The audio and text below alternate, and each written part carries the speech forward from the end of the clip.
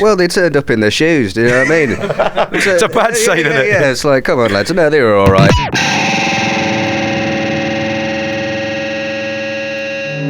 Now, Jake, you're here to talk about new music, right? We've got a brand new song, Kiss Like the Sun, which is absolutely outstanding. The kind of thing I'd like to play on a road trip through America. Tell me about it. How did you write it? Where did you write it? All that stuff. I wrote it in LA with my friend Andrew Watt and with a girl called Ali Tamposi. And it was the second song I wrote for this record. And I just wanted to make something that was a bit more lighthearted, a bit more fun. Something that was still very much me, but with a bit more modern production on it. And yeah, it was just a fun track to do.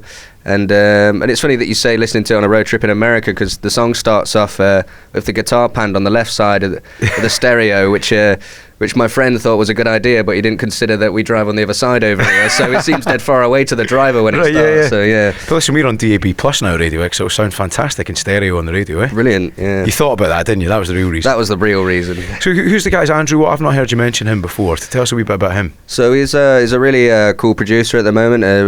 He's been he works with like Cardi B and Post Malone and people like that. But he comes from more of a rock background, so he's a great guitar player. He just did the MAAs with the Ozzy Osbourne, Post Malone and Travis Scott performance. He's the guy playing the guitar at the front. Right. And brilliant guitar player, a lot of fun. And a bit mental, but I love him, he's great. Here's the thing, it's a really upbeat song, right? Really cheery and positive, and quite a lot of the artists we speak to at the moment are doing that deliberately as an antidote to all the misery that we seem to be surrounded by. Is that part of your thinking behind a song like that? You just wanted to give people a smile?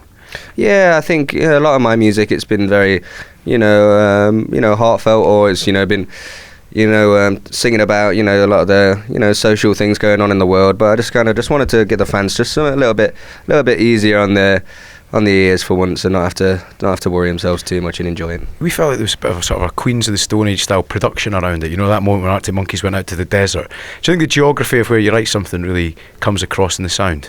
I think so, yeah, definitely. I mean, because on this record I've been working with a lot of different people. I've been working with people in Sweden, and obviously they come from more a pop orientated thing, and then I got friends in LA that they grew up with a lot of bands and stuff that are from the areas that they come from that I'd never heard of and things like that. So yeah, I think it definitely makes a difference. The weather makes a difference for sure as well. Now, see, the camel fat thing as well was absolutely massive, going on stage at Coachella and all that kind of stuff. Now, we spent a lot of time this year speaking to artists from bands who've gone solo, like Serge and the SLP, Murph as well, doing Love, Fame, Tragedy. Do you ever hanker to be in a band and go and be in a different project entirely? No, it's funny that you say that. I was talking to my bass player about it the other day when it was just before a show. I was like, it'd be great just to play guitar for somebody, not have to do, because singing every night it clips your wings as well, doesn't it? It kills you, and you've got to be on it, and and just turning up with a bit of a hangover and switching the guitar amp on and playing a few licks sounds like a dream. So yeah, maybe one day, yeah, for sure. And if you could, who would you most like to play with at the moment? Is there a band that you think I could do a gig for them? Oh, I don't know. I don't know anyone who really's got guitars. Liam Gallagher has a few guitar players. Come slip in there somewhere if he has me. So do a job. Yeah, maybe. Now, talking about slipping into another lineup, we talk football every time we see Blossoms, right? And they tell a great story about being in Denmark, I think it was, with you, and you took on some lads who you thought you were going to give a pasting to. And they said Jake's kind of like a manager. He ran the team, discussed the formation, took it very seriously. Could you give us an appraisal of their ability as footballers, please? Well, they turned up in their shoes, do you know what I mean? It's a bad sign, isn't it? Yeah, it's like, come on, lads. No, they were all right. And yeah, we absolutely got hammered, and we were like, oh, we all smoke and that, and then after these lads had just wiped the floor of us, they all just start lighting their fags as well. So there's no excuse. No, absolutely no excuse. No, but it was a fun game and it was a good laugh, and that's what it's about, being on the road as well. Who's first name on the team sheet out of that mob? Who would you pick to be in the team first? Oh, I don't know. Do you realise how important this is to them? Yeah, it's a tough call. I'd just say which one ever brings their football boots, to be honest. If everyone brings their socks and the boots, they can be first on. Because there's a bit of chat here at the moment about doing a football game in January, because Blossom's album's coming, yours is coming at the same time. Let's make it happen, Jake, right? Let's get a football game together. Neutral venue. Definitely, yeah. I'm up for that, yeah. Do you get any good players that you can tell us about, any ringers in the music world that you'd have in? Any ringers? I'm trying to think. Well, I've got my mate he comes to all the gigs. My mate Kieran Tierney, he comes to all the gigs as well. Your mate's with Kieran? Yeah, he comes down. Listen, Arsenal signing Celtic legends. Yeah, but I won't want him getting it with my terrible skills. So, but yeah, it'd be great. Let's get a game together. Why not? Yeah, it'd be brilliant. Thrilled about that. Another thing we do regularly on the radio at the moment is live affirming moments, right? So those special points at gigs that will live with you for the rest of your life.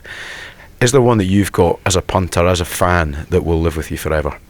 Well, I think it was many years ago at the Isle of Wight festival. There was a guy dressed as a baby in an inflatable cut, which always blew my mind how that's even possible.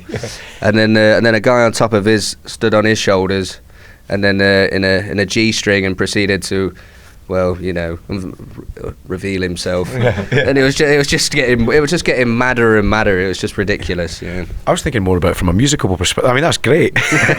Oh, from a musical perspective, yeah, it's the one that sorry, I just can't get that image out of my mind. That's just burned in there.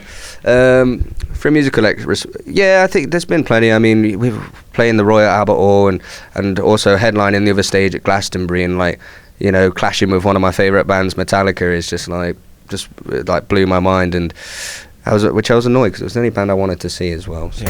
Radio X.